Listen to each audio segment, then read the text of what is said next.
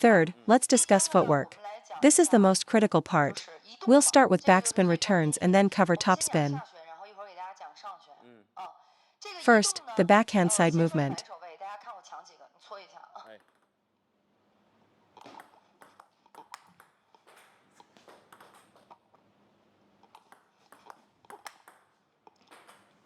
After my serve, the first key is having enough space. Some players ask what to do if the return is short. Even if it's short, I recover to my normal ready position first. For that kind of short ball, I will then step in with my right foot to loop. I don't creep forward with my whole body just because the return might be short. That's incorrect. First, I feel the space I've created is enough to execute a full stroke. If you stand too close, you'll jam yourself. You'll only get 20% of your swing done before the ball is on you, forcing you to block it. Second, did you notice how solid my base is? My center of gravity is completely sunk down. Look how low I am. My legs are wide, almost in a horse stance. Also, my upper body isn't leaning back. It's forward, coiled and ready to uncoil into the ball. I've always believed that the preparation before the shot is the most important part. If your preparation is wrong, your shot will fail no matter how correct your contact is. If your preparation is right, you have a larger margin for error on the actual stroke. So after you serve, you must keep your center of gravity low for the backhand. Notice that even after my loop, my legs are still bent. For a backhand loop against backspin, as long as you generate enough friction, the ball's trajectory should be penetrating.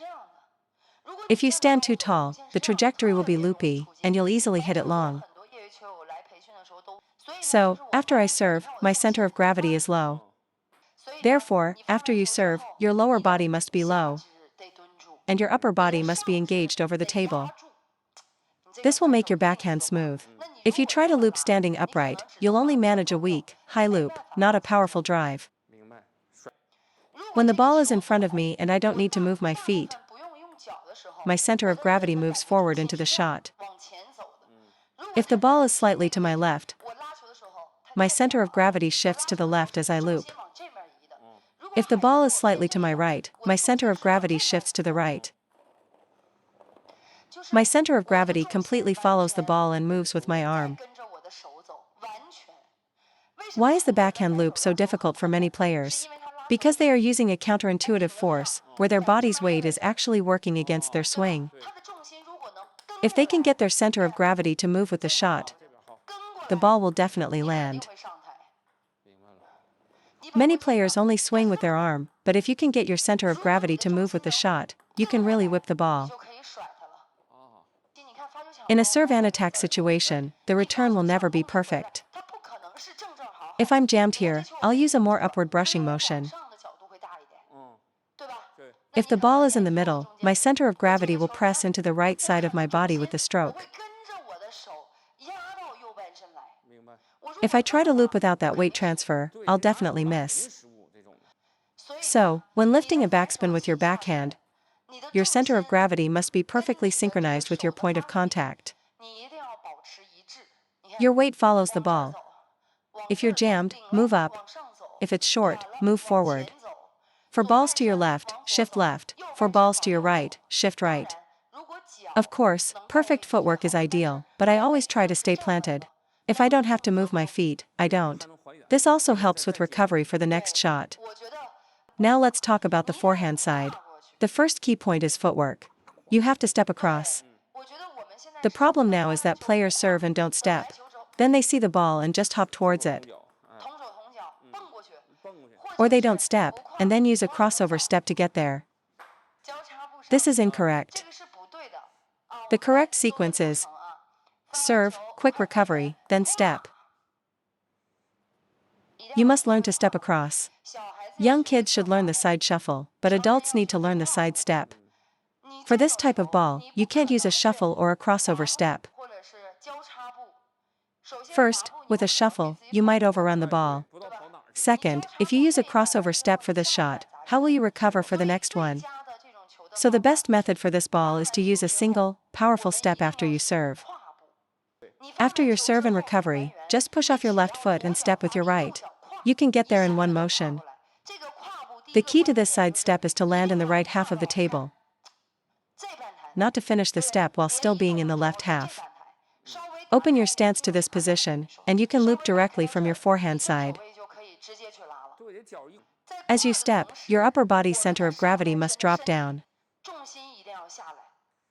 When you execute the side step, it should be like this. The sequence is side step, then sink.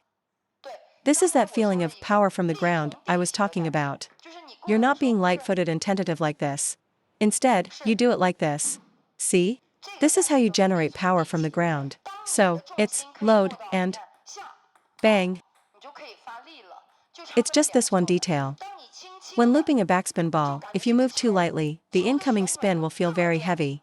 In contrast, when you properly press down and generate force from the ground, you'll find the same spin feels significantly weaker because your own power is overpowering it.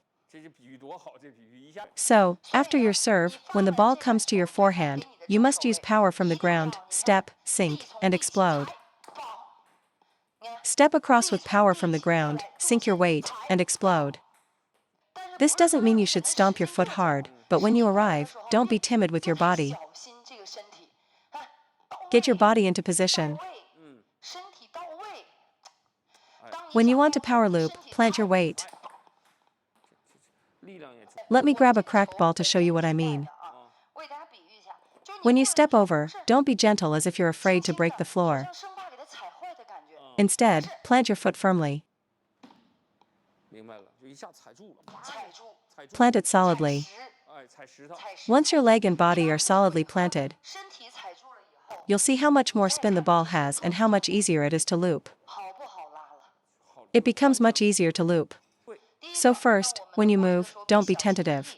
Plant your foot. Second, you must learn to connect your shoulder to your hip. Look, this is what happens when your shoulder and hip are too far apart.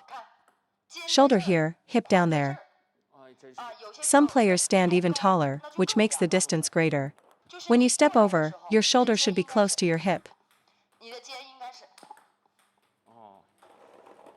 Why does the loop feel so difficult? Because if your shoulder and hip are disconnected, you're not using the top half of your body's power. You're just flicking with your arm, and the ball flies off the racket. When your shoulder drops down, at the moment of contact, your shoulder, upper arm, elbow, forearm, fingers, wrist, and legs can all contribute power simultaneously.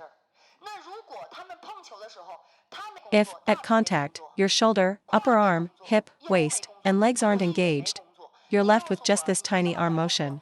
Of course you can't lift the ball. I feel that if my shoulder is a bit closer to my hip, when I begin my backswing, my shoulder will definitely move with it. My upper arm, forearm, fingers, wrist, and legs will all contribute to creating the arc. So when my shoulder finds the ball, I can attack with power. But if my shoulder doesn't drop, all that upper body potential is wasted. You can't use your power. So, when we step across, both the shoulder and hip must drop down.